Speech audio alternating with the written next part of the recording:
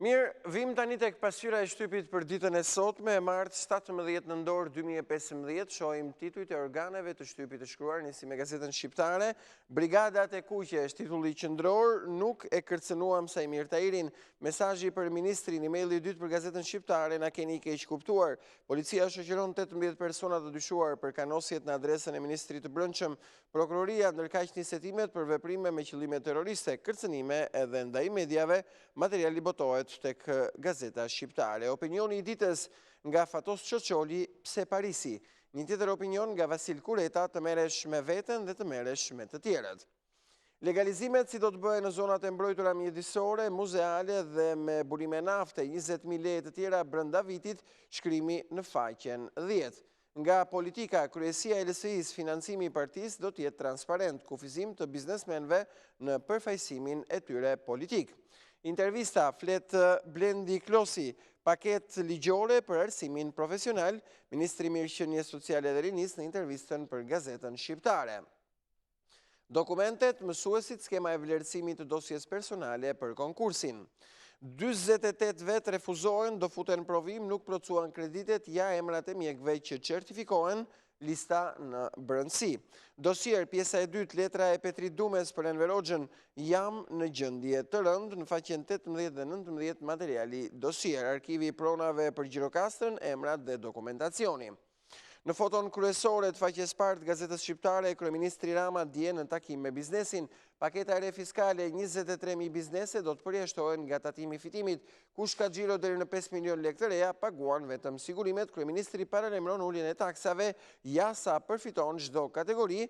Nga Ornela Manjani, materiali tek kjo e përditshme. Këto ishin titujt e Gazetës Shqiptare, ne do të vim tani tek Shekulli për sot. Shohim materialin kryesor të Gazetës Shekulli në këtë numër, i referohet taksave. Taksat, bizneset që favorizohen, paketa fiskale, publikohen ndryshimet për sipërmarrjet me xhiro vjetore deri në 8 milion lekë. Lehtësira për punësimin e familjarëve, Rama shpjegon kategoritë që do të paguajnë më pak. Përjashtohen nga detyrimet bizneset me të ardhura deri në 5 milion lekë. Ulet me 2.5% tatimi për xhiron vjetore, 5 deri në 8 milion lekë, gjithçka në faqen 4 dhe 5 tek Shekulli.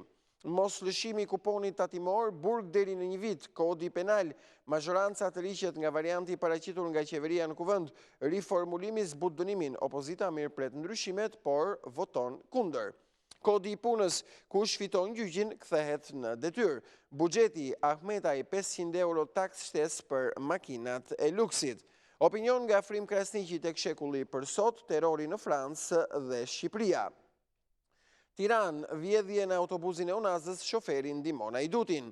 Irma Kurti të shkruash një roman e frymzuar nga ditari i babait. Në titujt e tjerë, tek Shekulli do të veçojmë vendimi LSI-ja kufizon për fshirjen e biznesmenëve në postet publike. Nga zhvillimet ndërkombëtare, presidenti i Rusisë Vladimir Putin, ISIS-i financohet nga 40 shtete. Presidenti rus shprehet gjatë punimeve të G20-s në Antalya se për të luftuar terrorizmin duhet mbështetja e Shteteve të Bashkuara, Kombeve të Evropës, Arabisë Saudite, Turqisë dhe Iranit. Ylli Manjani, ministri i ri i drejtësisë, urdhri për varësit, shërbim qytetarëve ose ikni nga puna. Urdhër me 4 pika për shqyrtimin e kërkesave të qytetarëve për t'u informuar. Ministri i drejtësisë kërkon veprim brenda afatave ligjore, ja si do të monitorohen drejtoritë që marrin ankesa. Sport, futboll, kombëtarja, tifozët kuqezi, protest kundër Dukës në stadium. Ishin titujt e Gazetës Shekulli. Ne do të shkojmë tani tek e përditshmja Koha jon për sot. Materiali kryesor, LSI-ja, dekriminalizim urgjent, jo, biznesmenëve deputet, në faqen 3, materiali kryesor tek Koha jon. Opinion nga Frok Qupi, frika si favor. Koment nga Andi Bushati tek Koha jon përse Franca. Rama me biznesmenin më të suksesshëm të industrisë së peshkimit Gjergj Luca, materiali shoqërohet me foton në faqen e parë. Hetimet identifikohen 2 të rinj që kërcënuan ministrin Tahiri. Tryeza, reforma në drejtësi, ekspertët deklarojnë duhen ndryshime kushtetuese. Shifrat, OSHE-ja rriten 42% argëtimet, ulet me -7.3% niveli humbjeve. Ceremonia, ministri Klosi në vitin 2016, 2 fishim të nxënësve të arsimit profesional. Tragedia, omazhe në Shqipëri për viktimat e sulmit terrorist në Paris. Ceremonia, Marika Kalamata, aktoria e madhe e roleve të vogla. Deklarata kreu i komunitetit musliman Bruçaj i mallkuar ai që kryen akte terroriste. Situata 7 xhamit në Shqipëri jashtë kontrollit të komunitetit musliman. Këto ishin materialet e faqes parë të gazetës Koha Jon për sot. Ne vim tani tek Dita për këtë numër. Titulli qendror i gazetës Dita, ekskluzive nga Parisi, ish ambasadori Luan Rama në intervistën për këtë të përditshme, kush e mbolli farën xhihadiste në Shqipëri. Kryeqyteti francez 4 ditë pas tragjedisë, ç'lloj konflikti është ky që po ndodh? Pse Shqipëria është ekspozuar ndaj radikalizmit fetar dhe cili është debati urgjent që duhet zhvilluar sot në Tiranë? Intervista e plot me ish ambasadorin Luan Rama në faqen 2 dhe 3 të gazeta Dita. Ekspozita e veçantë e artistes Soela Zani, kur sindromi Down kthehet në vepër arti, në faqen 12 dhe 13 materialit të kjo gazet. Kur e ka fajin sistemi, pse sistemin e ndëruam, janë vargjet e Arben Dukës. Si ulen taksat për biznesin, paksohet dënimi i kuponit nga ekonomia, detajet e këtij shkrimi. Letër ish pronarit që më pushoi me një defter bakalli, letra e redaksis botohet sot tek Dita. Çdo kishin bërë batakçin të sotëm të historisë në rrethanat e luftës, nga Viktor Malaj, pjesa e dytë, adetaria, tradhtia dhe naivët kolaboracionist. Vendimi i bordit, mjekët, farmacistët dhe stomatologët që shpëtojnë nga provimi, ja emrat, detajet në brendësi. Këto ishin titujt e faqes së parë të gazetës Dita. Vim tani tek tema për sot. Materiali kryesor shoqërohet me foton e kryeministrit Rama, në foton e faqes së parë. Rama jep lajmin, biznesi vogël me xhiro deri 50 milion lek s'do të paguaj asnjë taks, kështu ka deklaruar kryeministri dje. Editorial shkruar nga Mero Baze në vend të një ndjese për biznesin e vogël. Apo shkon drejt rënjes perëndimi, analiza rreth zhvillimeve ndërkombëtare. Jemi në luftë, një tjetër material tek tema. Koment nga Sokol Balla, armiku duhet respektuar para se ta mundësh. Opinion nga Andi Bushati, përse Franca, shkrimi në brendësi. Një material nga Erbana Xhara, Kosova, poligon i ISIS-it. Qeveria zbutet edhe për kuponin tatimor, shkrimi në faqen 4. Bashkia e Tiranës rikthen parkingun e dytë publik, ishte zaptuar nga deputeti i PD-s, shkrimi në faqen 3. Tasho shfaqson miqt, Gaxheri deklaron nuk i kam borxh Martinajt, artikulli nga Kronika në faqen 7. Këto ishin titujt e gazetës Tema, vim tek Mapo për sot. Titulli qendror, bizneset deri në 5 milion lek, zero taksa për të veçdit, Rama deklaron përfitojnë 100.000 biznese. Kryeministri njoftoi vendimin e qeverisë për të ulur taksat për biznesin e vogël në nivelin 0 për atë me xhiro deri në 5 milion lek dhe ulje në 5% të tatimit për biznesin me xhiro deri në 8 milion lek. Basha, Rama vodhi idetë e opozitës, reagimi i Fondacionit për Liri Ekonomike, Kadia, mas e dur, por e pamjaftueshme. Identifikohet truri i sulmeve në Paris, u organizua nga Siria. Valls, Franca po përballet më tepër me një ushtri terroriste sesa me një grup terrorist. Brigadat e kuqe, kërcënimi për ministrin Tahiri, erdhi nga Kashari. Drafti 98-s për Senatin, 31 nenet e imamit, shkrimi dosier për ato vite, materialit tek Mapo. Zgjedhjet për kreun e FRPD-s, Aliani merr edhe kavajen. Grupi i PS-s, deputetët ankohen për demokratët e punësuar dhe për tatimorët. Mbledhja e përjavshme e grupit, Gramoz Ruçi, këtë të hënë është karakterizuar nga ankesa të shumta të ngritura nga deputetët e majt. Kryesia, lesia vendos kufizimin e biznesmenëve në politikë dhe në poste publike. Në rubrikën OPED veçojmë nga Fatos Tarifa, shkrimi veza mendimin apo mendimi vezën. Opinion nga Ndriçim Kulla, libri Kadarej denoncuar si kod. Koment nga Gilman Bakalli, pse nuk mund të jemi solidar me Sirin aq sa me Francën. Në suplementin studenti tek Mapo veçojmë forumi i ri studentëve, universitet cilësor me çdo çmim. Ishin titujt e gazetës Mapo, vim tek Standard për sot, titulli qendror, pas dështimit të riqet Rama, jo më taksa biznesit të vogël, shoqërohet me foton e kryeministrit. Kryeministri ka deklaruar dje se gjitha bizneset e vogla me xhiro vjetore deri në 5 milion lek do të përjashtohen nga tatim fitimi, ja cila është procedura për të përfituar nga ky vendim. Opinion nga Qamil Dika tek Standard, ju lutem edhe në faqen e parë të gazetës Standard në ekran. Dita ndërkombëtare e studentëve dhe realiteti shqiptar, artikullin faqen 9 tek kjo gazet. Dramat pas tragjedive nga Ilir Hashorva, artikullin në faqen 8. Pas shokut duhet pasoj veprimi.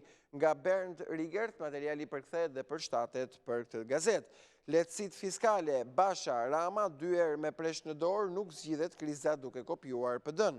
Mos lëshimi i kuponit, presioni LSI-s të liqet Rama, jo më 3 vjet burg. Komisioni i jashtëm për plasja me PS-n bën blushi replika me deputeten Arapi. Lista me emrat përgjigjet për kërkesë certifikimit të profesionistëve të shëndetësisë.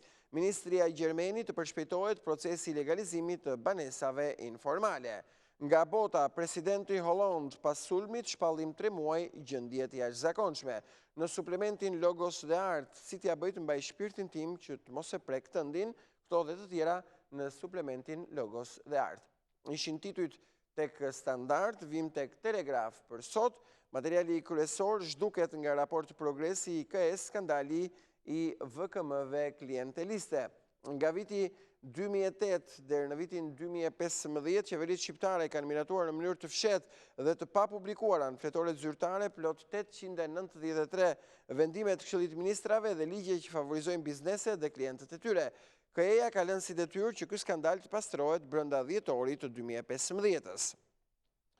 Gjemal Qefalia, prokuroria të hetoj nëse ka dosjet ministrave të publikohen emrat e deputetëve të inkriminuar.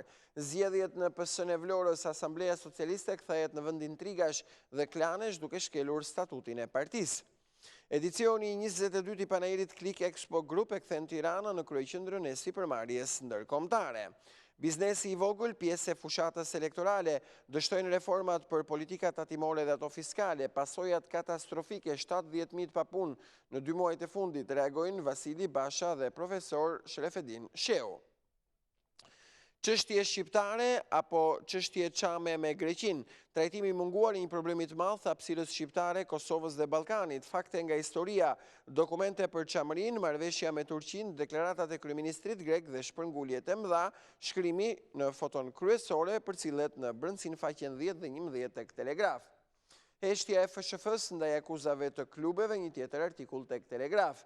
Flet ish studenti i Akademisë Ruse, Fitim Hamzaj, materiali dosier, si prita 35 vjet për të takuar ish gruan dhe vajzën në Moskë, nata e fundit e shtatorit vitit 1961, martesa me dëshmitar Nesti Nasen, bukuroshet rumune dhe sekreti i Dilaver Poçit, rrëfimi botohet tek Telegraf.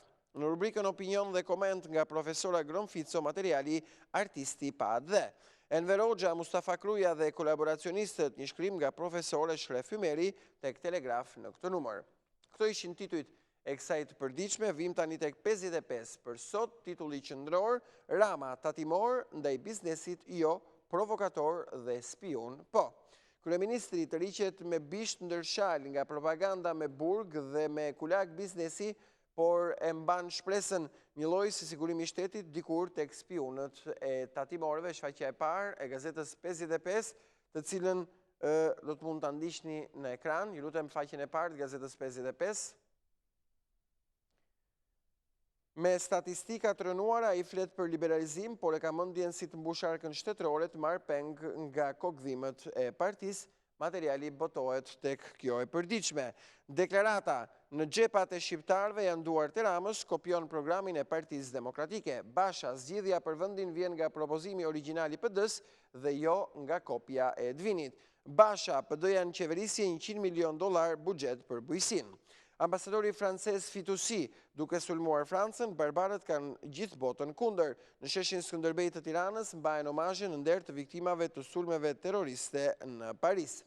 Zgjedhjet për kreun e FRPD-s në Kavaj, Ervin Saliani shpallet fitues me 81 vota. 17 nëndori studentëve të 1940-s, një projektim i sfidave që po përballin studentët e sotëm shqiptar nga Qamil Dika, materiali në brendësi. Ish kryeministri Berisha, revolucioni demokratik do të shpëtojë ekonominë nga politikat anti-biznes të piktorit dështak. Në suplementin Japonia një mik më i afërt se Kina, materiali sulmet në Paris, Japonia reagon të bashkuar kundër terrorizmit. Faleminderit Japoni, një sezon i suksesshëm për Filharmoninë e Kosovës me praninë e artistëve japonez. Historia e shpatës japoneze, këto dhe të tjera në këtë suplement. I peshkvit katolik, azit kërkuesit shqiptar për shkak të keqeverisjes dhe korrupsionit, mblidhet Asambleja e Konferencës i Peshkvënore të Shqipërisë, emigracioni shqiptarëve për arsye ekonomike, problem shqetësues. Në rubrikën dosier, masakra e Lushnjës, vrasja e 80 fshatarëve të pafajshëm, krimet e enverizmit gjatë luftës së dytë botërore, materiali dosier tek 55 për sot.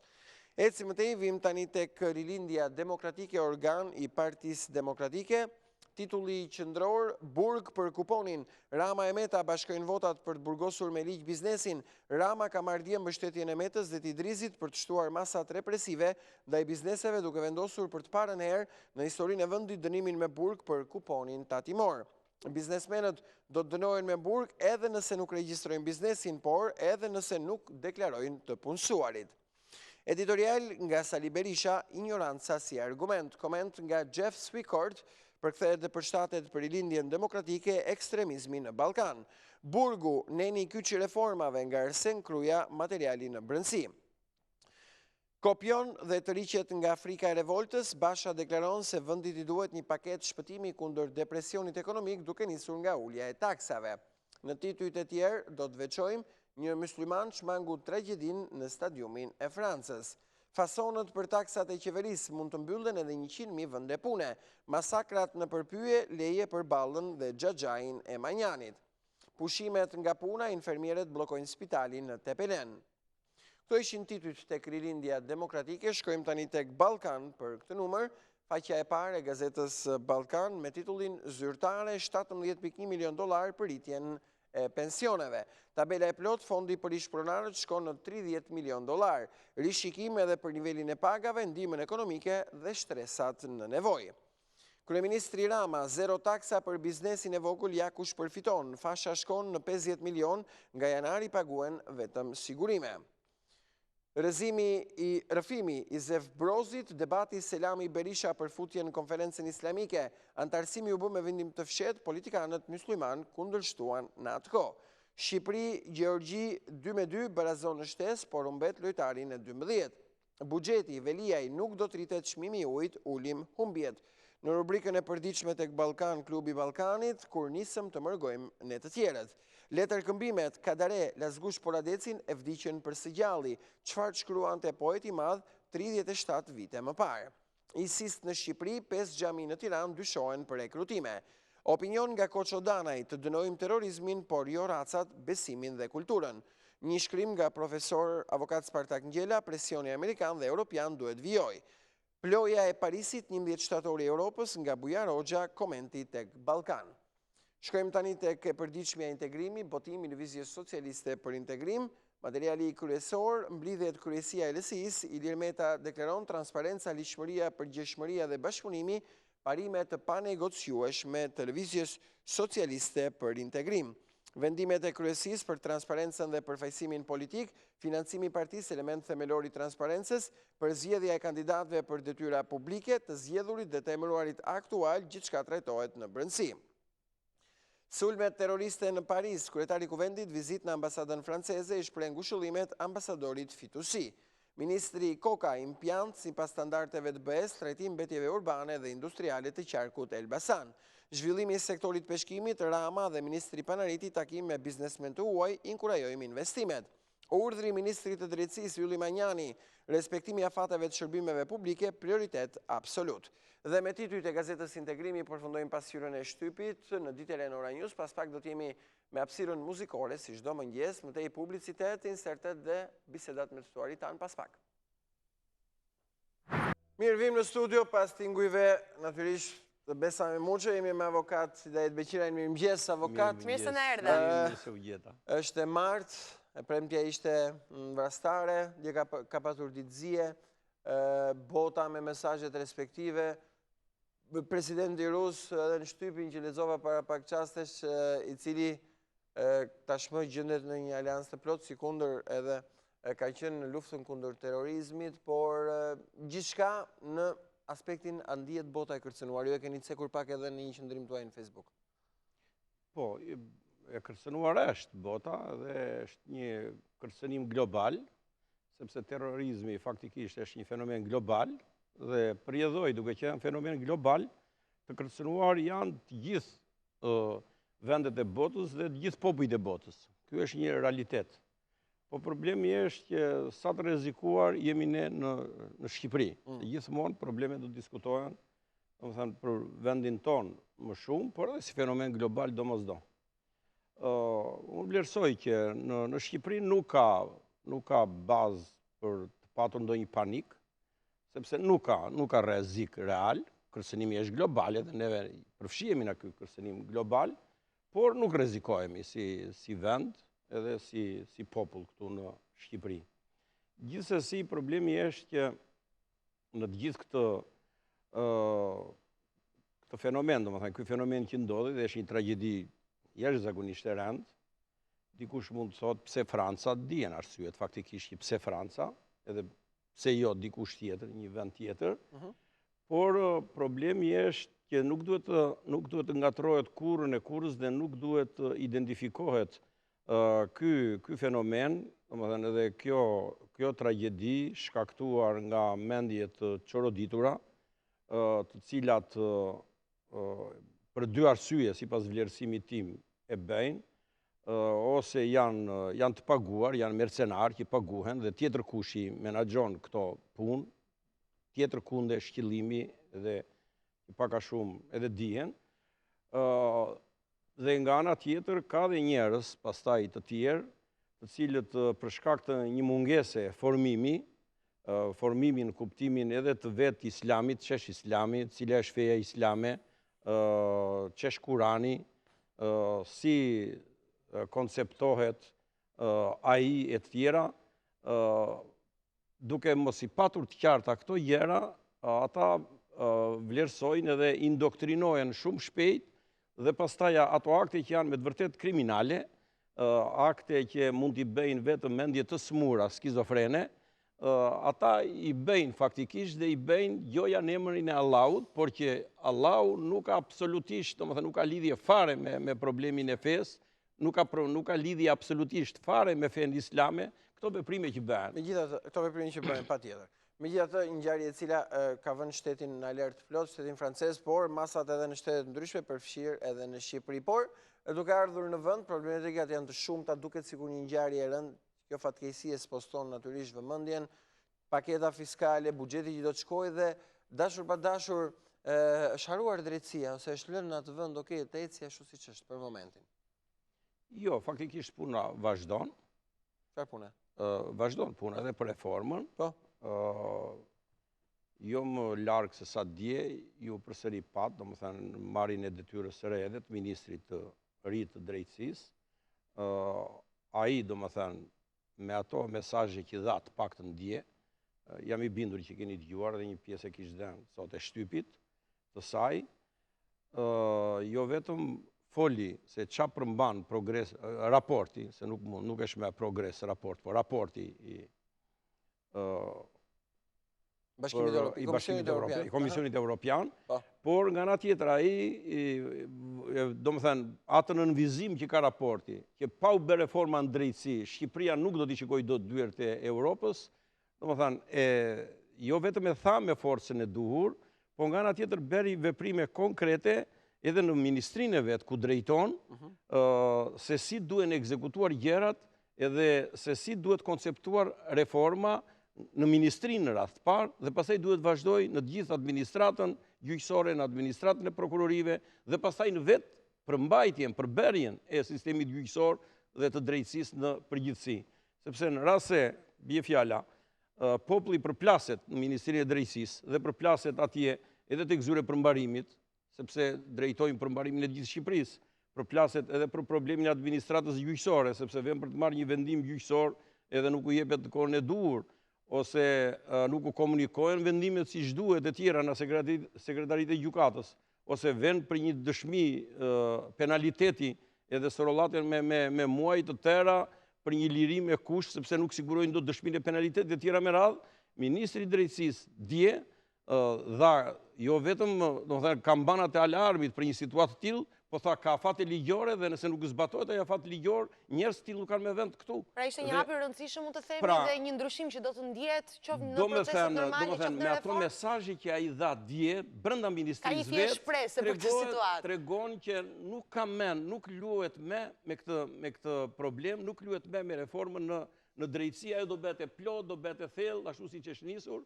dhe faktikisht tashmë edhe konsultimet e tjera po vazhdojnë, edhe mendimet tjera po meren për ato drafti që janë shpërndar gjithandej, se unë ndjej vetë, për shembull, në emailin tim vazhdimisht, në komisioni teknik, në komisioni i parlamentar, vinë gjithmonë mendime dhe përpunojnë ide të ndryshme, edhe kërkojnë mendime, vazhdojnë, por po pritet nga ana tjetër edhe raporti i Komisionit Venecias, dhe me të ardhur raporti i Komisionit Venecias, ata nuk i vonojnë se situatën e panë, i kanë lexuar gjitha gjërat, mendimet e gjithë palëve i muarën dhe tani ata janë të gatshëm për ta prur atë vlerësimin e tyre për kompleksitetin e kësaj reforme dhe për çfarë është shkruar në të. Kështu që në këtë aspekt unë them që domethënë jemi në rrugë. Jemi në rrugë të mbarë. Pse duket epicendra e zhvillimeve politike, në një mënyrë si tjetër këtu rrotullohet çdo gjë tek drejtësia. Po e kemi theksuar vazhdimisht disa herë që është një sektori bazë. Janë, domethënë, sot për sot, drejtësia janë themeljet e shtetit, është gjithë godina, thuajse. Nëse do të bësh një godinë të mirë dhe ta mbash këtë godinë të mirë, ta zhvillosh e ta përparosh e tjera, duhet kesh një drejtësi të përsosur.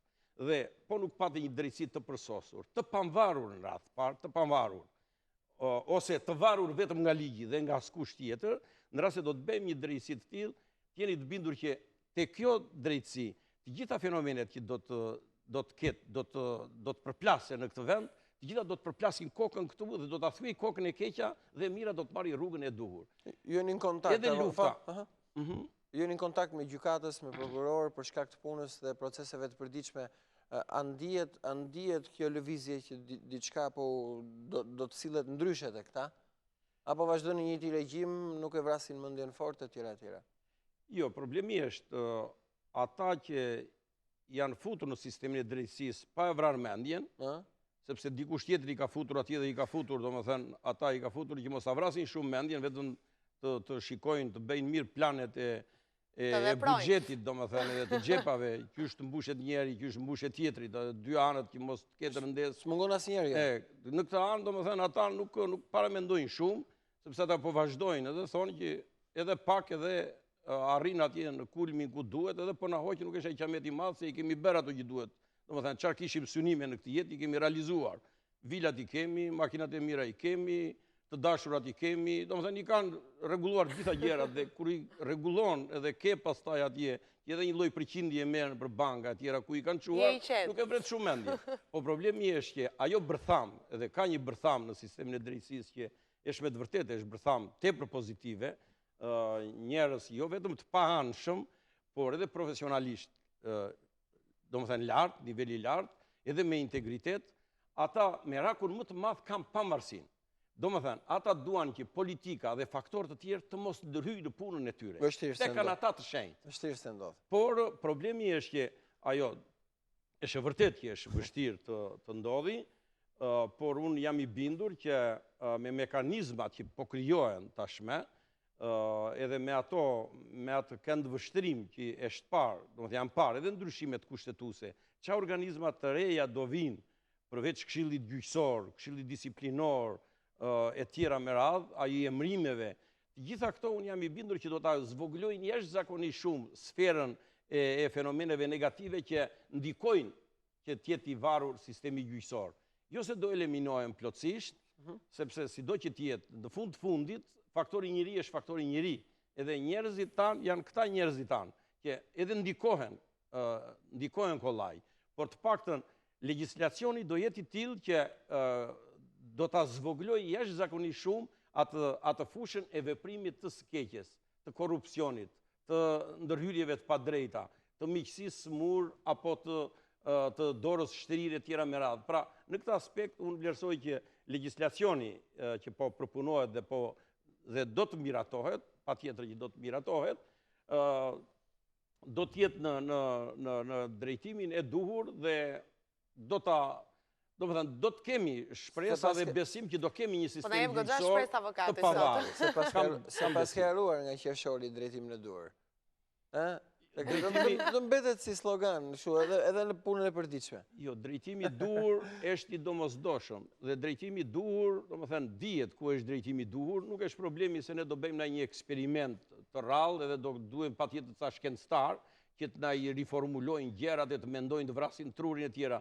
Drejtimin e dur ne kemi, drejtimi i dur është në Bashkimin Evropian dhe vendet e Bashkimit Evropian. Këto që ne, domethënë, themi, kanë vite që i përjetojnë, i kanë realizuar prej kohësh, edhe frytet e tyre i marrin për ditë. Kurse ne tashme nuk duhet të bëjmë eksperimente, nuk duhet të vim rrotull si kalin lem, po duhet të ecim, sepse ajo rreth rrotullimi 25 vjet veç se turullosje të trurit na solli, nuk na solli ndonjë gjë të mirë. Megjithatë, avokat u kontestuar shumë fort, më pas u bë një tërheqje edhe mirë argumentuar dhe e theksuar nga ana e kryeministrit e ligjit për shpifjen.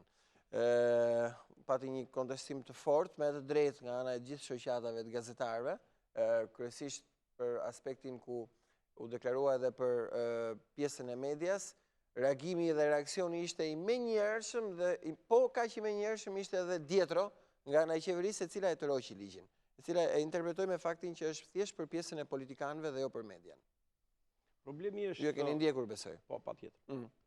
Problemi është që është e vërtet që ne kemi bërë dekriminalizimin edhe të shpifjes edhe të fyerjes në vendin tonë. Edhe në këtë drejtim kemi marrë shembullin e gjithë botës, edhe të Bashkimit Evropian. Madje edhe të Kosovës, se ka bërë përpara dhe Kosova një gjë të tillë. Por puna është që edhe ky draft që u përgatit, sipas vlerësimit tim, ishte i gabuar. Ishte i gabuar në cilin aspekt? Në aspektin si u formulua.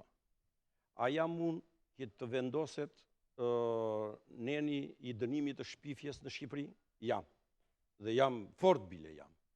Sepse të mos harrojmë, Shqipëria nuk është Francë. Shqipëria nuk është Gjermani. Shqipëria nuk është Itali. Shqipëria nuk është Zvicër.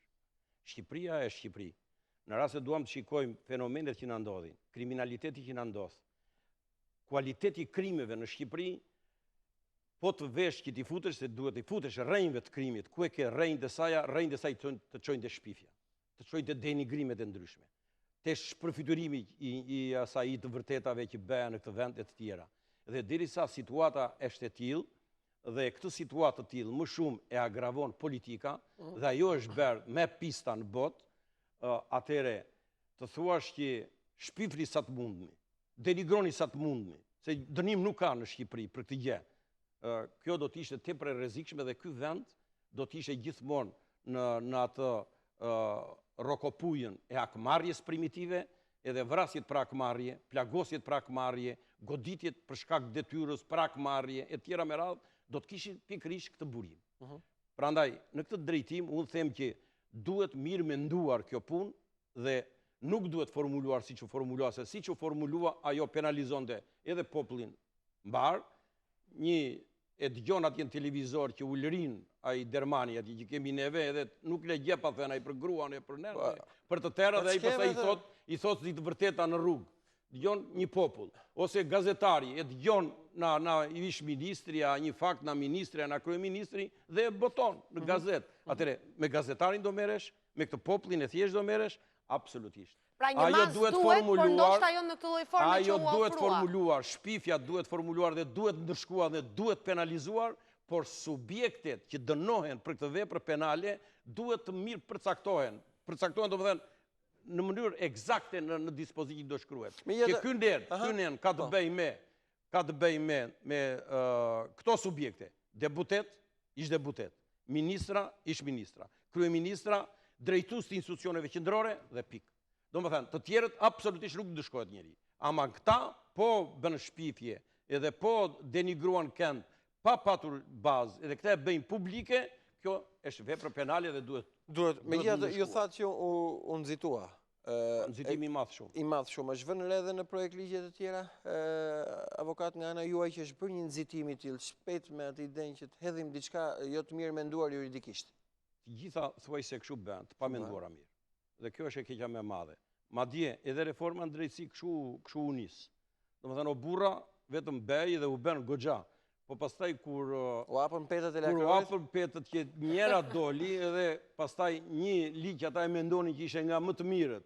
Dhe pastaj kur filloi që u fut mendimi i specialistit, u fut mendimi i këtyre akademikëve, profesorëve në fushën e drejtësisë, atyre me përvojë i gjyqtar, ish gjyqtar, prokuror, ish prokuror, avokat, të sferave të ndryshme, dhe dikush një mendim, dikush një mendim, dikush një mendim, drafti u zhvesh dhe 20% e ti ngeli në ligjet caktuara. Çka do të thotë? Që ajo mendje që i harton, nuk është ajo mendja që duhet pastaj ati qojnë parlament, dhe i parlament i voton tëra i se vetëm parlamentu kështë atje s'ka mendim juridik. Po aty do vej dhe reforma, Ndreci. Edhe, po aty do vej edhe kjo është, po prandaj themi që prandaj duhet ato komisione teknike edhe debatet për të miratuar, para se të miratuar një ligj, do t'jenë shumë të fuqishme e të forta në të gjithë atë sferën e grupeve të interesit, dhe mbi të gjitha vullën përfundimtare duhet t'ja vend teknicienët e mirëfillt të kësaj fushë.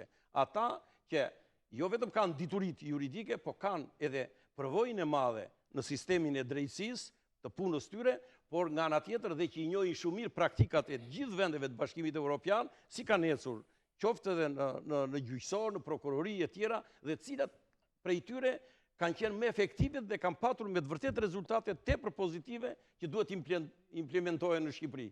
Dhe kur këta futen në të tilla dhe bëjnë vërejtë të tilla dhe i ndërtojnë pastaja këto drafte në mënyrë të tillë, parlamenti pastaj le ta ngrejë dorën se dorën ka, nuk ka gjë tjetër atje, se atje mendim juridik nuk mund të gjesh. Pra të paktën deri aty të shkojë gjithçka e mirë menduar apo jo dhe. E mirë menduar se ndryshe, po e lën dorën e parlamentit dhe vetëm ne prishin se gjë nuk ndreqin dot.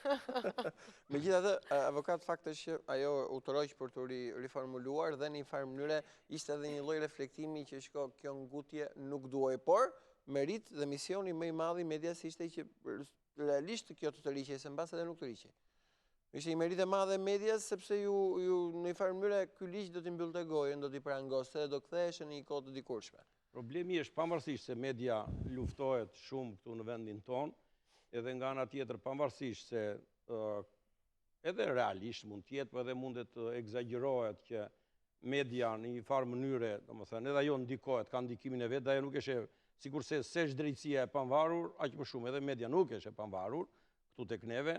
Në përgjithësi flas, jo kështu, por problemi është që në këtë vend i vetmi pushtet, domethënë real, që flas gjithmonë në raport me demokracinë, me zhvillimin demokratik të vendit, është ky pushtet i katërt. Domethënë është një dritare që në fund të fundit edhe vetë populli, madje kjo dritare ja ka kaluar edhe sistemi drejtësisë, dhe kjo është fatkeqësi e madhe. Domethënë t'ja kaloi ky pushtet që fjalën ka, shkrimin ka, domethënë dorën ka, mendjen kuptohet, por nuk ka gjë që i ekzekuton shtypi, por në fund të fundit edhe mbasi mbarojnë gjykata thonë ta rregulloj qefin unë tek filan gazetë ose tek filan televizione të tjera, domethënë pushteti i shtypit me të vërtet në këtë vend është një pushtet që është nga më pozitivët sipas vlerësimit tim, me gjithë të meta që thash, sepse është një pushtet real edhe shikon, ka një lloj besimi edhe ka një lloj shpresë se populli që në fund të fundit nuk do ma zgjidhi problemin sistemi gjyqësor, po do vete këtu.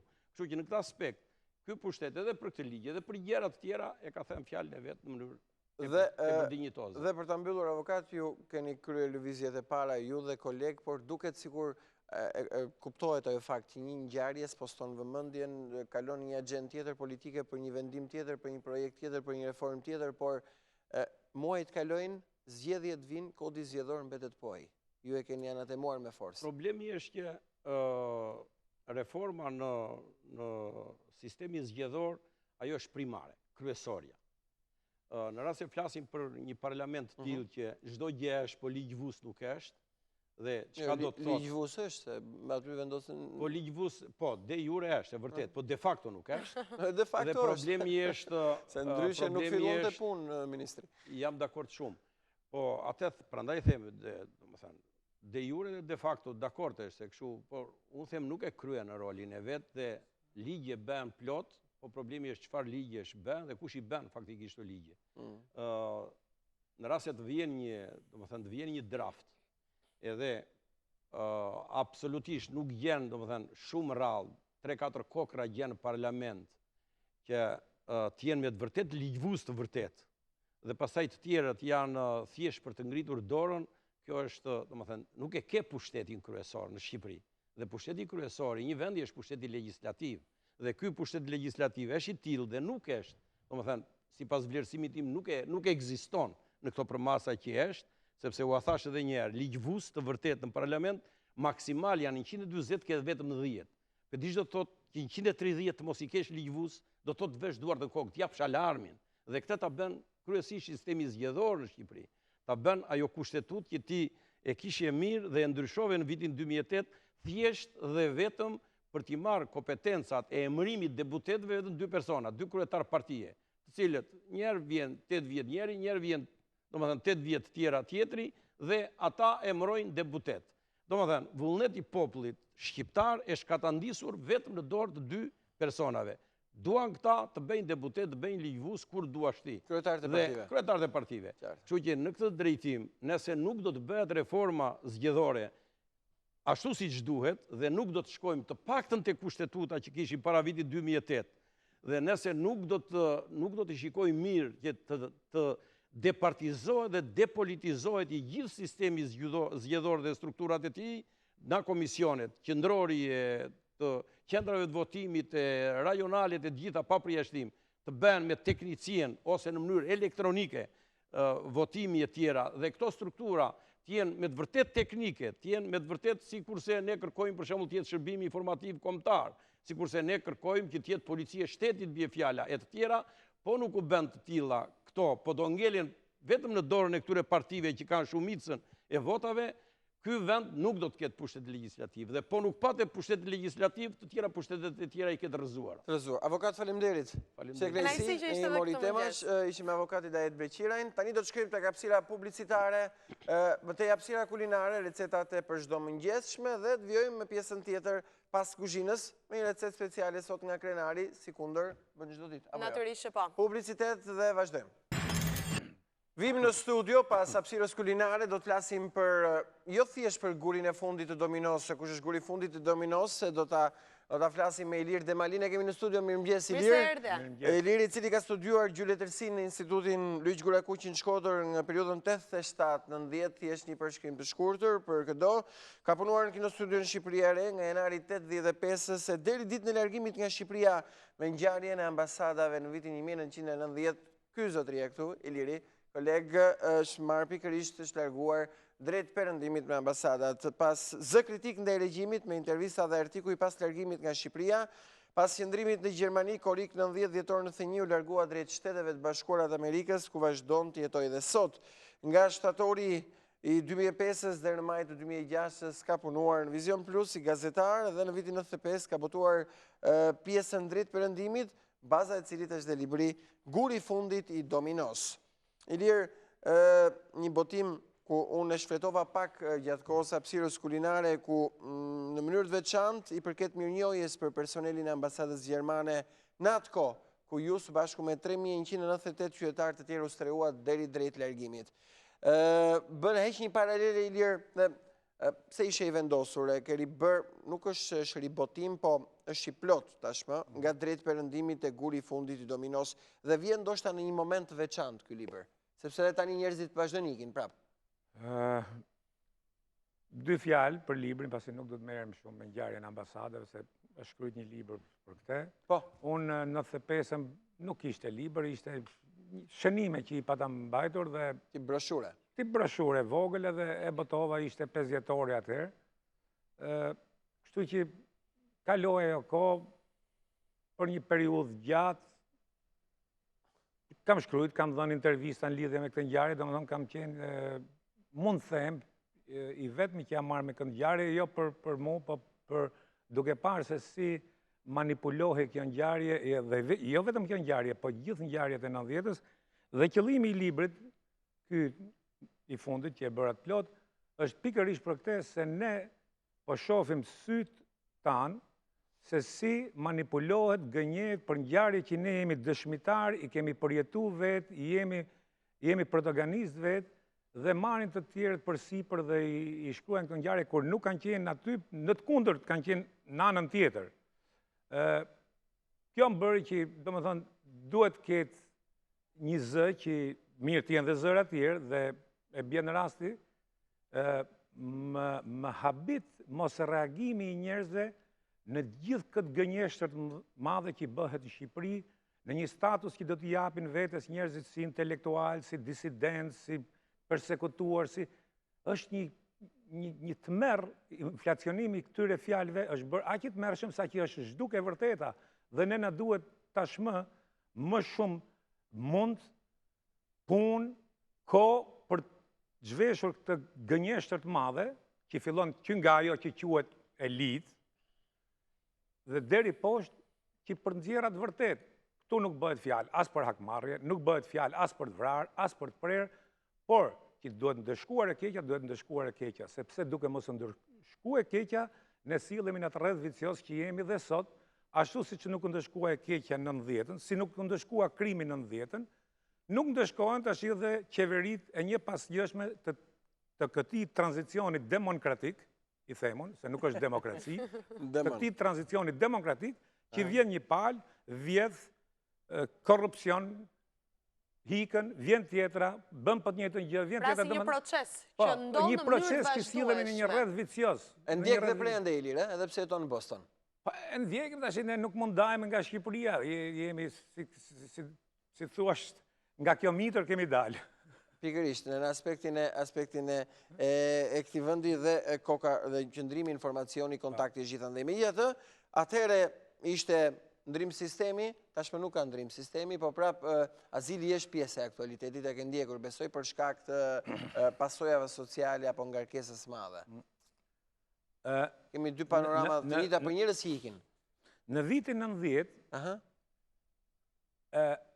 unë them, mendimi im, që gjendja në vitin 90 kishte një lloj shprese, kishte një lloj idealizmi, sepse shoqëria ishte bardhëzi. Domethënë kishim një regjim më diktatorial në Europën lindore dhe unë regjimin e Shqipërisë krahasuar me regjimet e tjera të Europës lindore komuniste e quaj sikur të krahasosh ferrin me parajsën. Domethënë megjithëse ato ishin regjime komuniste, po ishin shumë më liberale, shumë më me zhvillim ekonomik, kulturor dhe kjo në fakt është një proces shumë i gjatë. Ne vim nga një shoqëri që kemi ndëjtur 500 vjetë në Turqinë. Bas Turqisë kemi munduar me rilindjen kombëtare të bëjmë diçka. Ajo bërtham që u krijua, ajo elitë intelektuale që u krijua që nga rilindja deri në 45-ën, ju këput koka në 45-ën dhe tash ne kemi përfunduar ky njeriu i ri që ndërtoi komunizmin dhe që është i paraqitur në mënyrë perfekte sot në tranzicionin demokratik. Pra, në 90-ën kishte një idealizëm dhe kishte një dëshirë për të përmbysur regjimin dhe për ndërdu diçka, ka që ishte bardhëzi. Dhe ndodhi ajo që ndodhi, domethënë se nuk kishte rrugë tjetër dhe hikja masive e shqiptarëve në atë kohë që ishin 5.000 me ngjarjen e ambasadave, tjerë që kanë ikur nga kufiri. Vrasjet kufi duhen përmendur sepse është një krim makabër me ligjet e asaj kohe. Janë gjithat prezente në libër, Po, janë gjitha prezente në libër. Pra, të gjitha këto nuk u ndëshkuan. Duke mos u ndëshkuar këto, u bë ai lloj kalimi nga regjimi komunist në pluralizëm politik, por ishte një pluralizëm politik i dal nga gjiri Partisë Punës dhe po t'i shohësh të gjithë njerëzit që përfaqësuan atë pluralizëm politik në partitë ndryshme në 90-ët, ishin njerëzit e regjimit komunist. Domethënë, nuk u bë përmbysje, nuk u bë revolucion. Po pse guri i fundit i dominos? Guri i fundit i dominos është nga strategjia, nga doktrina e presidentit Ronald Reagan, që në 81-shin me planin e tij tha ai do të rrëzojmë regjimin komunist me sistemin domino. Domethënë, që atëherë ai deklaroi që ne do të rrisim buxhetin ushtarak, ne do të shtrëngojmë një vrim të rrypit të mesit, kurse Rusia do të shkojë në kollaps ekonomik që do të shkojë të lypi rrugëve. Domethënë, në çdo regjim është ekonomia, nëse rrëzohet ekonomia, rrëzohet dhe sistemi politik. Edhe kjo ka ndodhur në gjithë Europën lindore, këto janë regjimet diktatoriale, kjo është historia e regjimeve diktatoriale që nuk ndërtojnë një shtet funksional dhe një shtet për të funksionuar në mënyrë që të ngrihet vendi, po e ndërtojnë mbi kultin e vet Dhe kjo... Dhe kam beti të tilla ende në realitetin shqiptar, ju e ndjeni dhe duke monitoruar nga larg. Po, jo kam betje, po gjithë ajo, gjithë liderët shqiptarë dhe të pas 90-ës, ato e ndërtojnë gjithë shkam rreth vetes tyre dhe jo në funksion të vëndit, të ekonomisë, ato mendojnë më shumë për mitin e vetë, mendojnë, e keqja është që ato mendojnë sa do të rrinë pushtet dhe jo çfarë do të bëjnë gjatë kohës që janë pushtet. Nuk është e rëndësishme sa do të rrish në pushtet, është e rëndësishme çfarë do të lesh ti gjatë kohës që ti je në pushtet. Dhe unë mendoj që gjithë edhe mbas 90-ës një katastrofë tregojnë vetë faktet. Ndërtimi pallateve, i makinave, nuk quhet zhvillim, si funksionim shtetëror flas. Këtu spitalet unë isha vetë para 2 ditësh janë në gjendje katastrofike, as në Afganistan nuk janë ashtu. Nuk ishte astik në spital. Megjithatë Ilirio, kjo është pjesë e asyrit çfarë konstaton dhe një... Tashi, desha dalë pse njerëzit duan të hikin sot? Kjo është shumë e rëndë. Kjo është shumë e rëndë. Domethënë, kjo se unë thash që në 90-ën hikën për kundër regjimit, për aventurë, për të bërë një jetë më të mirë, se nuk ishin gjithë me qëllim politik. Se duhet kesh dhe një edukim, duhet kesh dhe një formim, duhet kesh dhe një bët kuptim për politikën. Se një ignorantin nuk e di se që është as komunizmi, as antikomunizmi. Dhe pjesa dhe fatkeqësia jonë gjatë komunizmit është se nuk ishim as një doktrin komuniste, as ideologi komuniste. Ne kishim një klan kriminal i mbushur me ignorancë, total, tip Lenka Çuko. Ne, mirë, ti përmend emra, i përkasin një të kaluare, por... Ndërkohë sot? Ndërkohë sot e njëjta gjë. Arsyeja është? Ndërkohë sot, po du të them që atëherë ishte në këtë mënyrë do në tikë njerëzit dhe do përmbysë, po kishte një shpresë që ato që ishin, si të thua, qytetaria e këtij vendi, njerëzit e mësuar, studentët rritë gjithmonë që janë më të vrullshëm dhe kishte një shpresë, kurse sot njerëzit hikin se nuk ka më shpresë, dhe kur vritet shpresa është gjoja më e rëndë ke njeriu. Thonë që shpresa vritet e fundit.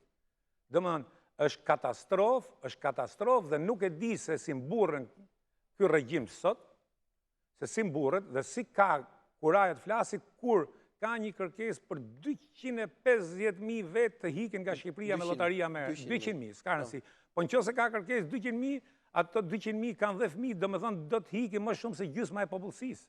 Se në qoftë se del lotaria ty, ti do të marrë... 7% do të marrë lotaria. Nuk ka rëndësi, unë flasë si kërkesë, dëshira politike kanë gjithë.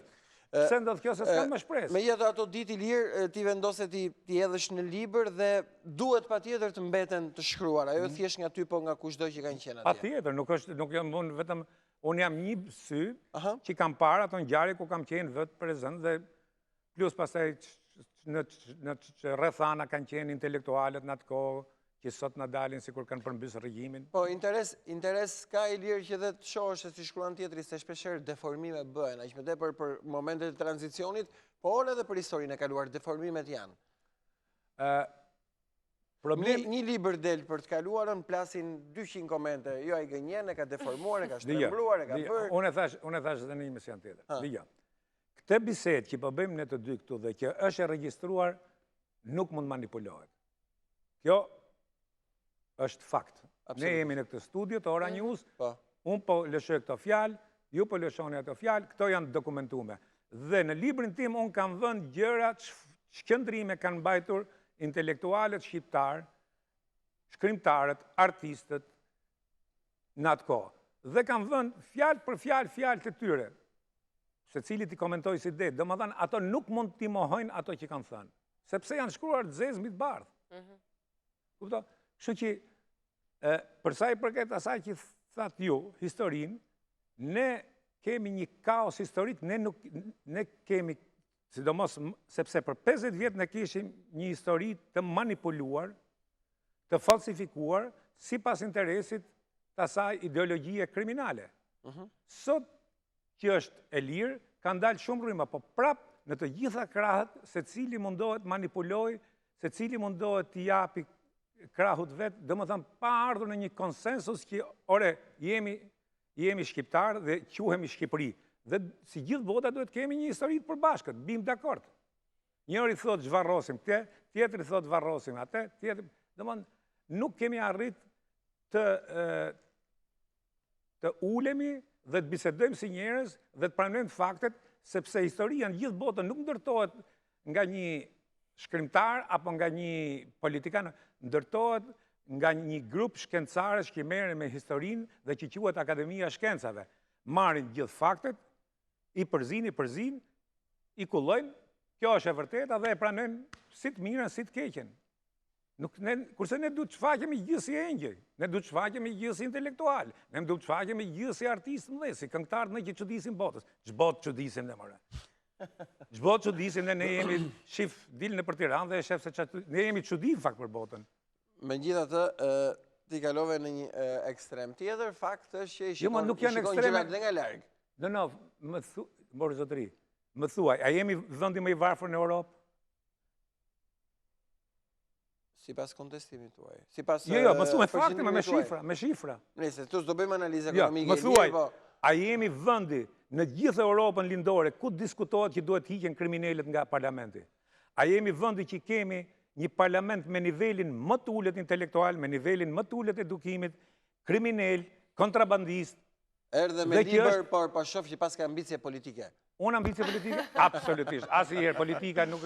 Unë jam marrë me politikë në funksion të lirisë, po nuk kam qëllime për karrierë politike. Kjo ishte për batut. Megjithatë, do të hidhni prapë diçka në letër, Lirë? Së shpejti? Jo. Është një pauzë. Së shpejti? Apo ke shumë për të shkruar? Së shpejti kam një libër me poezi. Kalove të pjesa artistike. E ka qetësuar situatën, pak. Tu e mbyllë pjesën historike. Jo, do të merrem me këtë ngjarje, kam plan një libër që quhet Darka e fundit. I ketë gjitha me të fundit. Guri fundit, darka e fundit. Po sepse ngelem të fundit. Vetëm të mos harosh puthjen e fundit. Puthjen e tokës? Puthjen e fundit. Puthjen e fundit. I ketë gjitha të fundit. Ja, puthjen e fundit e kam bërë dhe nuk do të bëj puthje tjetër. Mirë, Ilir, faleminderit. Faleminderit. Ilir Devania me Guri fundit i Dominos, jeton prej vitesh në Shtetet e Bashkuara, koleg gazetar në vite më përpara, është një nga ata persona nga 3198 më thanë që u largua... 3198 në ambasadën Gjermane, kurse në gjithë ambasadet, ambasada Gjermane ka qenë të merri më i madh, që do më thëmë, po të vazhdojnë dhe 3-4 dita e gjendje do të ishte katastrofë, do të kishim vdek fëmijët. Po 5800 ka qenë në gjithë ambasadat. Në gjithë ambasadat. Dhe vjen me një libër interesant, me shumë rëfime, detaje se që ndodhë të brënda në ato ditë, Guri fundit i Dominos. Dominoja që e ka uazuar nga një doktrine ish ambasadorit... Nga Ronald Reagan. Ish presidentit. Presidentit. Ish presidentit Reagan. Mirë, do të shkojmë në publicitet dhe flasim për teatr në pjesën e fundit pas pak. Kemi në studio, tani do të flasim për teatr, natyrisht një shfaqje shumë interesante, cila ka mbritur dhe është gati për publikun të mërkur, të enjte, të premte, të shtun dhe të diel. Gjithë java është me Spionin e Ballkanit, Spioni i Ballkanit, kush është ky do na e për cilin të ftuarit në studio, aktorët e këtij kasti të teatrit, shumë interesant, në teatrin kombëtar, një shfaqje e re. Maja Liçkaj, mirëmëngjes. Mirëmëngjes. Faleminderit për prezencën në studio. Për të vazhduar me një tjetër aktore, Alesia Xhemalaj, mirëmëngjes. Faleminderit për prezencën në studio. Sikundër dhe Albano Prodani dhe Bes Vitragu. Mirëmëngjes. Mirëmëngjes. Janë të gjithë aktorë të cilët unë nuk kam parë shfaqjen, do bëj me kulpa, por kam kohë, e shtrirë në gjithë ditë të javës. Nuk keni asnjë justifikim të thoni që nuk e shkojmë dot, sepse është nga e mërkura deri të dielë keni kohë bon. Mirë. Atëherë një shfaqje me regjisor apo skenarist serb? Me autorin, dramaturgun. Autori, regjizori është Spiro Duni. Po, sakt. Regjizori Spiro Duni, profesori nuk mërzitet, thjesht një lapsus i vogël, po? Autori është Dušan Kovačević. Po? Është një autor më të mëdhenj, jo vetëm Ballkanas, në Ballkan po, po është nga autorët më të mëdhenj që janë gjallë ende. Është autor i Dr. Schuster në të njëjtën kohë, që është një vepër prapë e madhe e tij, që po e ka vënë prapë Spiro Duni në Shqipëri. Kjo është vepra e dytë që vjet nga Dušan Kovačević. Është autor bashkëkohor. Këtë vepër e ka vënë vetë në 50 e ca vende botës, përveç se në Kinë që ja kanë ndaluar, sepse trajton një temë deri diku socialiste dhe për ndjekjen e individit nga e shkuara apo nga komunizmi apo nga... Duket si në farë mënyre Maja është temë që është një lloj mënyre reale për gjithë periudhën e sistemit dhe pjesës shqiptare të Po, tjetuarit. shumë të njohur publik e kanë thënë edhe këtë pas shfaqjes çfarë kemi dëgjuar për tyre që vërtet ishte shumë aktuale edhe ndihet shumë mirë edhe në vendin tonë në Shqipëri, sepse natyrisht vim nga një sistem komunist.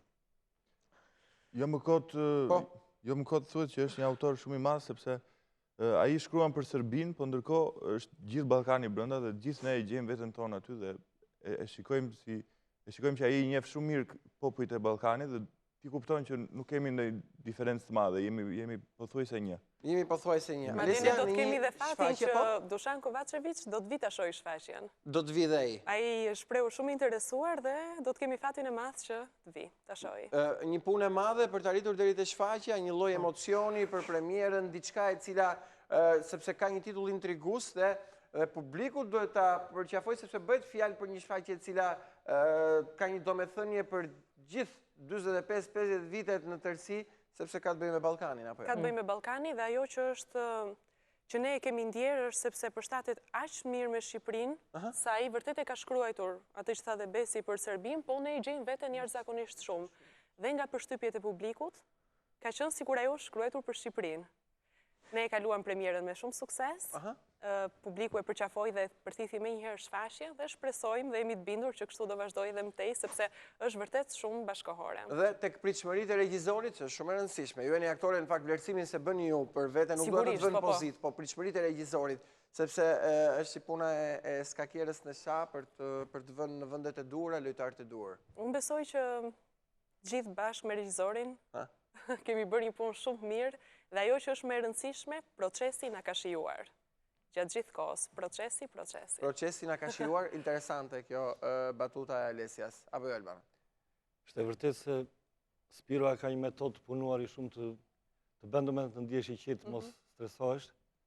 Plus që sa radhë kishim majt, interpretojmë me ndriçim xhepën që për mua është nder, besoj për të gjithë. Fatima. Me Besin që është një aktor i ri i shkëlqyer, Alesian dhe Majën që ne e duam shumë. Sa radhë unë e njeh si këngëtare, po kjo është dhe një aktore shumë e mirë. Qënë Kërkësh një aktore shumë e mirë. Një lloj surprize interesant ky dualizëm nga interpretimi, nga performanca në këngë në performancën në skenë, Maja. Një lloj dallimi apo një pasion i fshehur që e akumuloi brenda vetes? I fshehur jo, por i lënë diku në rrugën e jetës, rrethanat të bëjnë marrësh vendime, janë kryesore në vendimarrje se si çfarë drejtimi japin jetës, por shkollimi im ka qenë për aktrim. Natyrisht kam qenë studente shumë e mirë dhe të the pa modesti sepse ashtu ka qenë, por jeta erdhi e tillë që unë emigrova në Gjermani dhe atje u mora me të tjera shkolla me tjetër drejtim dhe u bëra më profesionale këngën. Natyrisht unë këndoja që fëmijë, por këtu shkollova dhe doja të bëhesha aktore dhe në të vërtetë e mora titullin e aktore, por si thash, rrethanat e jetës më detyruan, jo më detyruan me dëshirë shumë edhe këngën, dhe tani erdhi një moment që mund të luaja në teatr, dëshirën e kam patur gjithmonë, por rrethanat kanë qenë të tilla që nuk kam luajtur. Kështu, edhe për mua ishte sfidë, natyrisht, sepse rikthimi nuk është edhe aq i thjesht, natyrisht, përvojat, gjitha ato gjëra të ndihmojnë dhe mungasi atyre ndoshta të dëmton, por mua s'më ka munguar skena, thjesht më ka munguar loja në teatr.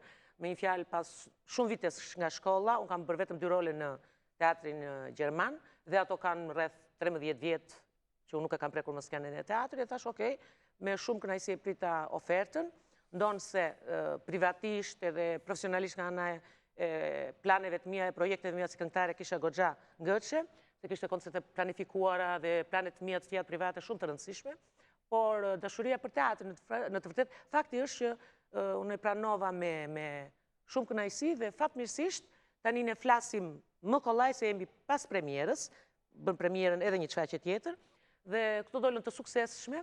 Kështu që tani mund të flasim më mirë se sa para. Absolutisht. Sa herë kalon. Edhe diçka tjetër shumë e rëndësishme që këtë çfarë kemi bërë për 7 javë. Për 7 javë nuk është një kohë shumë e gjatë në të vërtetë. Ishin vetëm 5 aktorë, na ka ndihmuar shumë atmosfera jonë me njëri tjetrin, që nga regjizori edhe deri tek gjithë ne, ajo të ndikon shumë pozitivisht, sidomos për mua që isha në një ambient jo të njohur, jo të shkelur për shumë vite, ndonse edhe Albano ka qenë pjesë e teatrit këtu, ne patëm një atmosferë shumë të mirë, një vepër e shkëlqyer, një regjizor i shkëlqyer dhe aktor të mrekullueshëm duke filluar nga Ndriçim Xhepa, që është dihet se kush është. Absolutisht. Edhe me të gjithë në meravë, domethënë. Po, Elbano. Do të përmendesh që edhe në teatrin kombëtar është Ëmbëlsira lihet për në fund. Patjetër. Edhe Çuli, se nuk mërzitet Çuli, patjetër është edhe iniciatori dhe mbështetësi kryesor. Megjithatë, Alesia, titulli është Spioni i Ballkanit, po a ka spion autor brenda në kast? Kemi. Keni? Kemi patjetër. Sigurt. Patjetër. Unë nuk e di, do ta zbuloj. Po, patjetër, kjo duhet lënë për të zbuluar për spektatorin që na ndjek. Spion. Po. Spion s'kemi në Jo. Jo. Në shfaqje them. Me qenë se ka titullin e këtill. Jo spion brenda llojit, brenda vendit. Po edhe në të shfaqje. Jo, është spion, në thojza e kemi. Ai shihet nga ne si spion në fakt. Megjithatë spioni është absolutisht. Është absolutisht. Çfarë roli keni juve, Alesia? Unë kam vajzën e shtëpisë. Vajzën e shtëpisë. Prindrit e mi të mrekullueshëm. X fare. Xhaxha im i mrekullueshëm. Xhaxha i prindrit vajza. Ndriçim Xhepa Qeraxhiu. Unë jam bia e shtëpisë. E që e po ka që me grullushme. Po patjetër, si të gjithë. Dhe bes në informë? Subjekti është me dy fjalë pa zbuluar xhevairët e shfaqjes. Pa zbuluar xhevairët e shfaqjes. Po, subjekti me dy fjalë mund të ta them. Po patjetër. Është një familje, siç mund të ishte një familje shqiptare që ka nevojë për një rrog më shumë, dëshon një dhomë me qira, aty vjen një qiraxhi që ka jetuar në Francë më përpara, të zotin e shtëpisë e thrasin në rajon vetëm për një informacion të thjeshtë. Ai vetëm nga kjo spunto fillon dhe ka paranojat e veta dhe kthehet në spionin personal të këtij qeraxhiut. E bën vetë hetuesin e qeraxhiut. Dhe gjithë ngjarja fillon kur këtë e thrasin në polici për një informacion të thjeshtë dhe nga këtu kujton se ai është kriminali më i madh në botë edhe krijon merë spunto vetëm nga një pyetje, do me thënë. Ai Po, se shkon ka vetëm qenë për edhe një në Burg pyetje. edhe ka pas një komshi. Spionazhin më të madh. Në vendin tim, ku jam rritur, kam pat një komshi i cili kishte qenë shumë vite në Burg dhe më kujtohet, nëse binte një bilbil diku, ai pa çoj me vrap dhe kujtohet se e thrisin atë dhe në një farë mënyrë kështu është. Ju për kë po flisni? Për ty. Po flas për Albano Prodani. Po flisni për personazhin tim. Ja e thamë, jam në rregull. Po sepse vetë subjekti është personazhi jot, kështu që ne tham diçka. Po s'më mbeti mua tash. Jo, të mbeti, pse absolutisht në një farë mënyrë është edhe ti mund të flasësh për personazhin e Majës, se mund do bësh ndeshje kthimi edhe ti. Me që ajo foli për personazhin tuaj. Unë do flas për diçka, jam shumë i kënaqur. Patjetër. Që interpretova në teatrin kombëtar.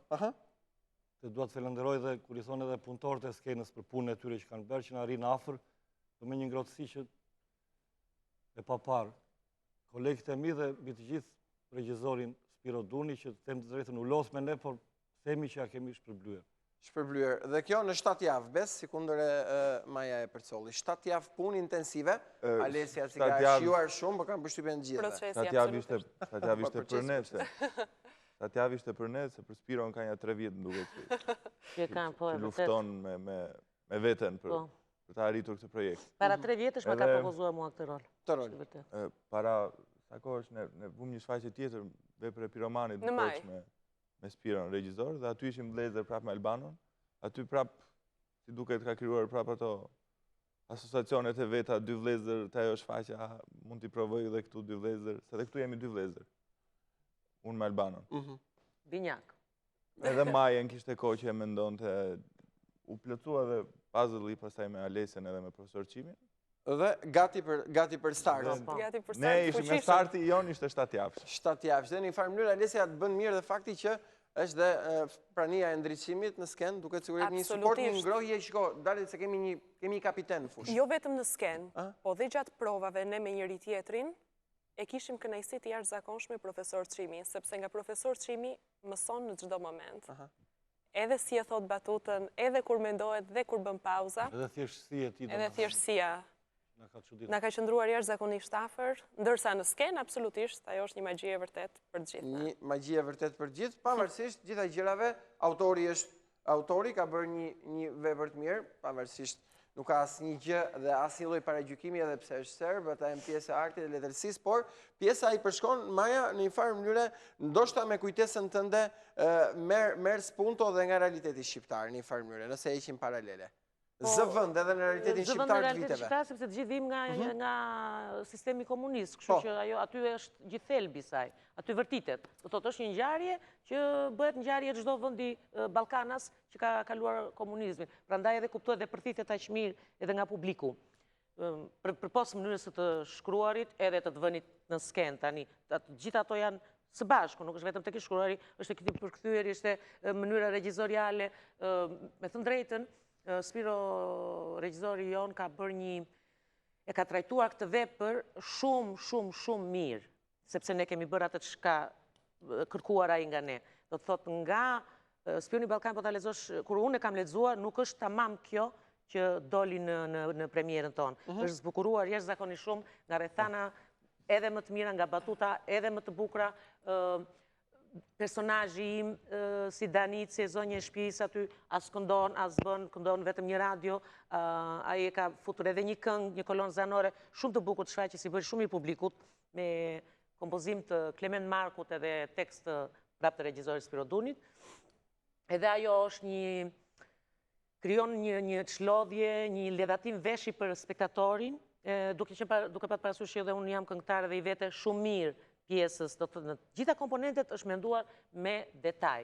Me detaj, po Alisa. Edhe skenografia, mos të harrojmë nga Fatbart Marku, nga mjeshtri Fatbart Marku, edhe asistent regjizorët Pëllum Dervishi dhe Genti Deçka, që për ne kanë qenë një ndimes shumë e madhe në çdo detaj.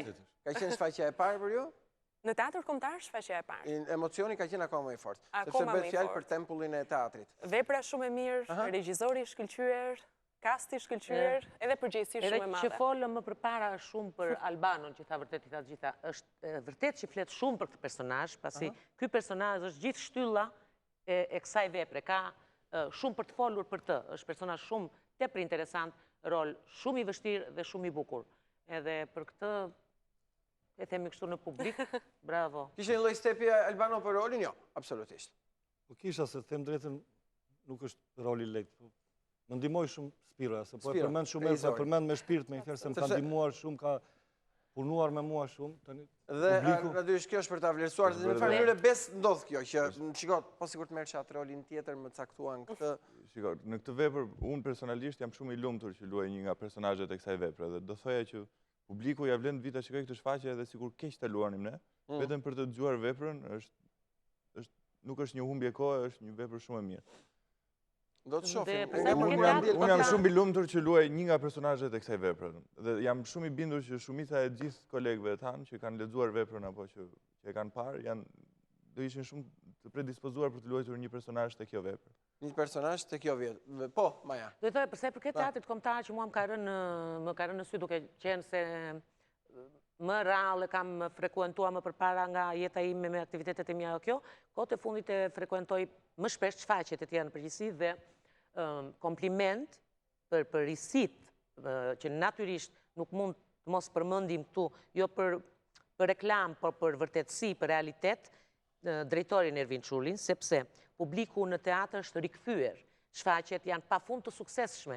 Do të thotë, unë kam qenë, tregoj vetëm një rast, që ishin 2 shfaqje në teatr, në të 2 sallat, dhe ishte edhe një koncert diku vërdall, ndoshta se pa reklam. Dhe ajo gjë që më bëri mua, tamam, që më bëri mua shumë përshtypje ishte sepse të 2 sallat ishin plot me publik, dhe aty në koncerti nuk pa shumë publik, jo nuk është tani për të bërë këtë balancim, po mua më pëlqefi për arsye që teatri ka thitur publikun që para ca kohësh e kishte humbur disi. Natyrisht me atë çmimin e tmerrshëm të biletës 3.000 lekë. Është çmim skandaloz. Të 3.000 lekë, nuk e di, Çuli e ka në aspektin social, pepa? Është bërë dhe Çuli si Debjazi. Po tani 3.000 lekë çmimi nuk vritet kush se e bëri 5. Nuk mërzitet njeri, domethënë. Ne kemi 5 për shembull. Është tmerrshëm, urdhë? Ne kemi 5. Mirë, okay, 10 akoma, sepse është teatri në 2 orë duhet përgjigjeni me zë në gjitha sallë. Po, më fal se ndërpreva. Do thoya që është bërë Çuli si Debjazi, nuk i ngjan kështu si fytyrë, po ka bërë prurje të reja, ka bërë blerje të reja dhe ka kthyer publikun nëpër stadiume. Është me vërtet interesante. Mirë, mos harroni, është një shfaqje aktorët prezent, është ndriçim xhepa, aty pjesë me gjithë të ftuarit e mi në këtë mëngjes, Spioni i Ballkanit nga dita e mërkurë, pra nga dita e nesërme deri ditën e diel, gjeni kohën të mërkur e enjte e premte e shtunë e djelë në orën 19. Në teatrin kombëtar është Tempulli i Teatrit aty për të parë se ç'ndodh me Spionin e Ballkanit. Edhe po e thamë në orën 7, nuk vjen njëri që në mëgjes. Mas ditën. Në orën 19. Edhe po e thamë në orën 7, të më vjen njëri në mëgjes. Qartë, kjo është e vërtet. Natyrisht edhe Roli të shoqëron me batuta? Vazhdimisht. Pa fundme dhe reagimi spektorit i mrekullueshëm nga batutat e të gjithëve në përgjithësi. Dhe me sa duke do ta lësh këngën tani më do vazhdosh me teatrin. Jo, këngën nuk do ta lë, asnjëherë se s'më lë mua ajo, por do vazhdoj dhe me teatrin. Unë do vazhdoj, do mundohem që të gërshetoj të dyja. Do mundohesh të gërshetosh të dyja sepse Alesia do bëhet gati për shfaqjen e dytë, jam i bindur për këtë. Të lumt goja. Të lumt goja. Po kujdes se pastaj do thuash nëse ndodh pastaj do thuash pas ka qenë parë sikur një fillese e mbar po. Dhe Albano, ftesa për gjithë për të parë më mirë rolin e Dajose apo Xhaxhait? Unë jam Iliad Zvorović. Ky është i zoti shtëpisë. Xhaxhai është Besi. I zoti shtëpisë, mirë, më falni që i ngatroj. Maja Danica është gruaja ime, kurse kjo është vajza ime, Unë jam vajza. Fikse Kam pas ka dy prindër zgjedhur. të mrekullueshëm. Spiro e ka zgjedhur fiks. Mirë, unë ju falenderoj. Ishte kënaqësi, koha e shkurtër por e mjaftueshme për të përcjellë te publiku porcionin se çfarë përcjell kjo shfaqje kaq, sepse nëse do zbulonim gjitha të tjerat, ishte kohë pastaj. Të gjithë në teatr, nga e mërkura deri në të dielën, ora 19 është e pranueshme të shohim personalisht edhe mua, do gjej një mundësi patjetër në Spionin e Ballkanit. Spioni i Ballkanit me regji të Spiro Dhunit, me prezencën e aktorëve që kishim në studio, përfshirë edhe Ndriçim Xhepën, gjithçka tek Teatri i Çulit. Nuk është i Çulit, po Teatri Kombëtar, kjo për batut. Unë ju falenderoj që ishit këtu. Këtu kemi përfunduar edhe për sot. Do lëm takim nesër, si zakonisht, në orën 7 deri në 9. Mirupafshim.